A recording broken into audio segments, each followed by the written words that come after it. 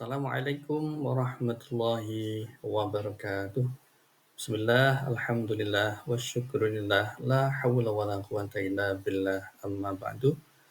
Baik, pada kesempatan hari ini kita akan belajar bersama pendidikan agama Islam dan budi pekerti. Sebelumnya, bagaimana kabarnya anak-anak? Alhamdulillah, sehat semuanya ya? Alhamdulillah. Baik, sebelum kita mulai pelajaran hari ini, kita berdoa dulu bersama-sama. Bismillahirrahmanirrahim. Raditu billahi rabba wa bil islami dina wa bi Muhammadin nabiyya wa rasula. Rabbi shrah li sadri wa yassir li amri wa hlul 'uqdatam min lisani yafqahu qawli. Amin. Baik, pada hari ini kita akan mempelajari bab 4, yaitu tentang hidup lapang dengan berbagi.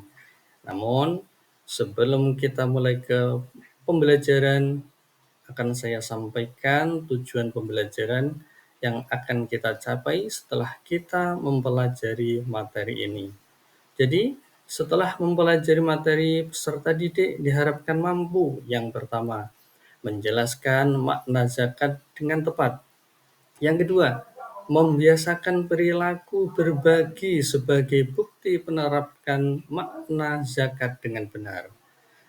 Yang ketiga, membedakan makna zakat fitrah, zakat mal, dan ketentuan-ketentuannya dengan benar.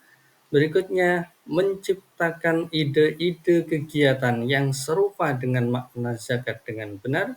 Yang terakhir adalah mempraktikkan makna zakat dengan benar. Itulah tujuan pembelajaran yang akan kita capai pada pembelajaran kali ini.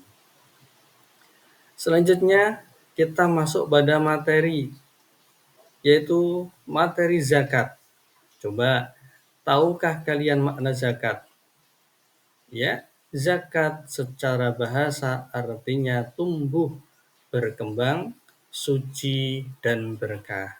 Sedangkan secara istilah adalah harta milik seseorang muslim atau milik badan usaha yang wajib dikeluarkan menurut ketentuan syariat Islam.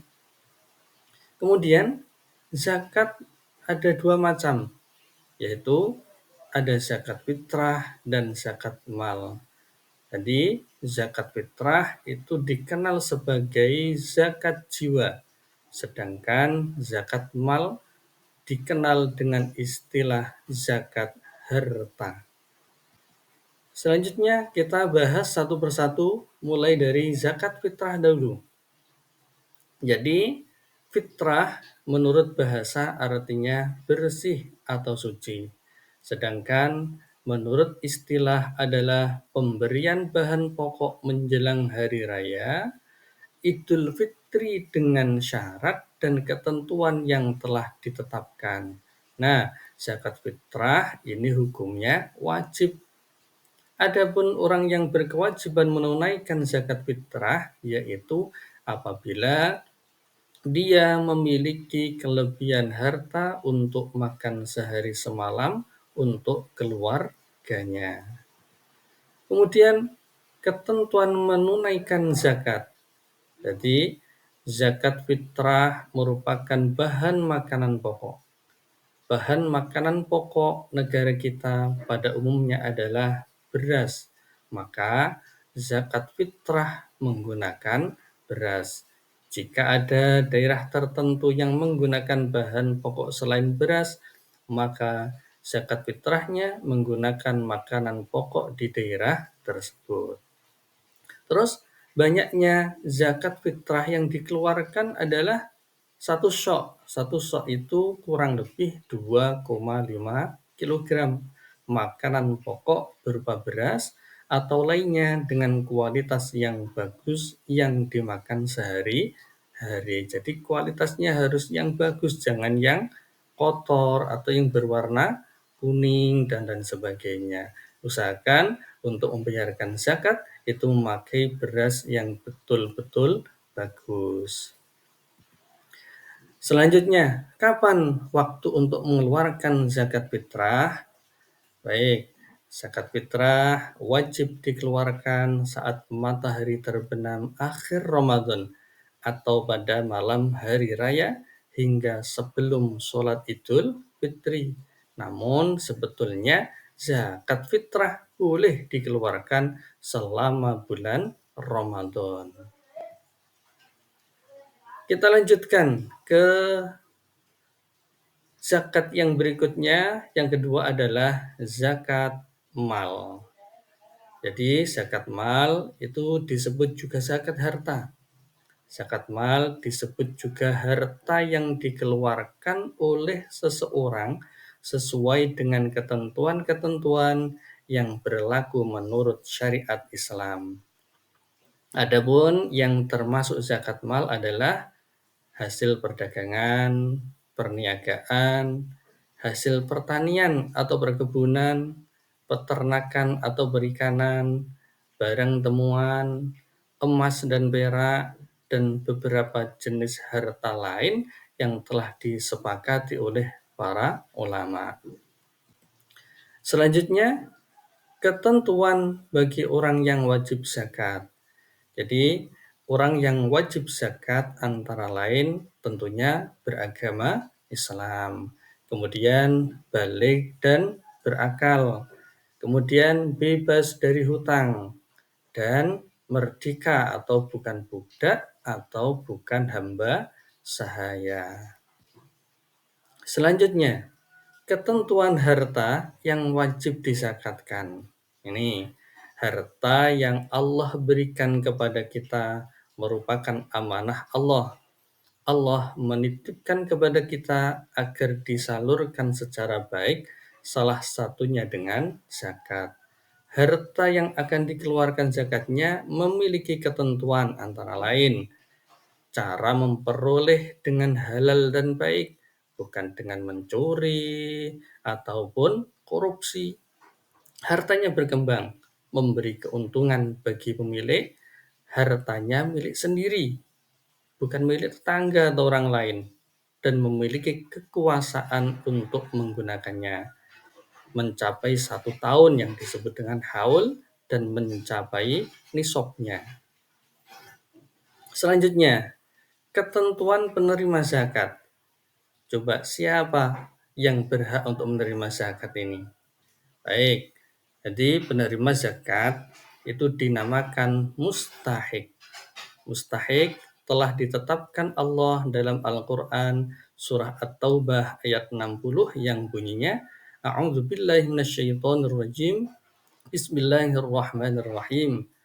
Innamas shadaqatu lil fuqara wal masakin wal 'amilina 'alaiha wal mu'allafati qulubuhum wa fir riqabi wal gharimina wa fi sabilillahi wa ba'is sabil fariidatan minallah wallahu 'alimun hakim. Yang artinya adalah sesungguhnya zakat itu hanyalah untuk orang-orang fakir, orang miskin, amil zakat yang dilunakkan hatinya atau mu'alaf untuk memerdekakan hamba sahaya, untuk membebaskan orang yang berhutang, untuk jalan Allah, dan untuk orang yang sedang dalam perjalanan sebagai kewajiban dari Allah. Allah Maha Mengetahui, Maha Bijaksana. Quran Surah At-Taubah ayat 60.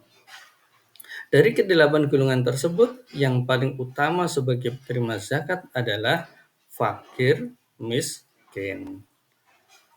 Jadi, dari keterangan sebelumnya, bisa kita golongkan bahwa golongan yang berhak menerima zakat itu ada 8. Yang pertama adalah fakir. Siapa itu fakir? Fakir adalah orang yang tidak memiliki harta. Kemudian miskin, yaitu orang yang penghasilannya tidak mencukupi. Kemudian rikob. Rikob adalah hamba sahaya atau budak. Kemudian gharim, orang yang memiliki banyak hutang. Kemudian mu'allaf, yaitu orang yang baru masuk Islam.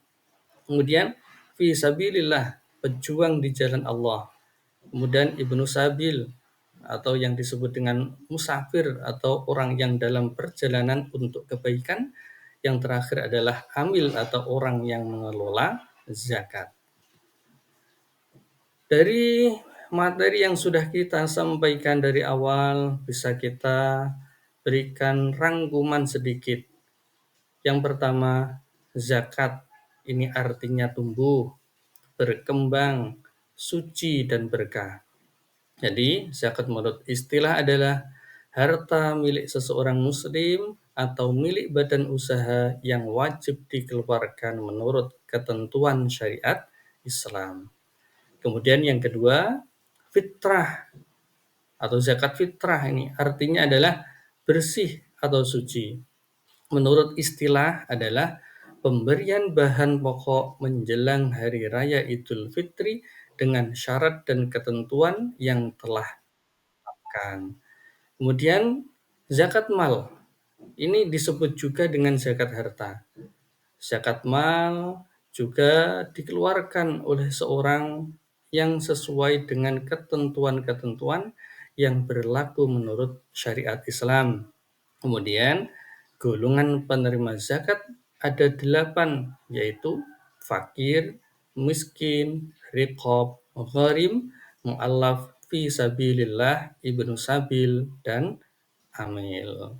Itu tadi pelajaran kita hari ini. Semoga memberi manfaat bagi kita semuanya dan semoga kita semuanya mendapatkan ilmu yang bermanfaat. Marilah kita tutup dengan bacaan hamdalah bersama-sama. Alhamdulillahirabbil alamin. Syukran kasir. Wassalamualaikum warahmatullahi wabarakatuh.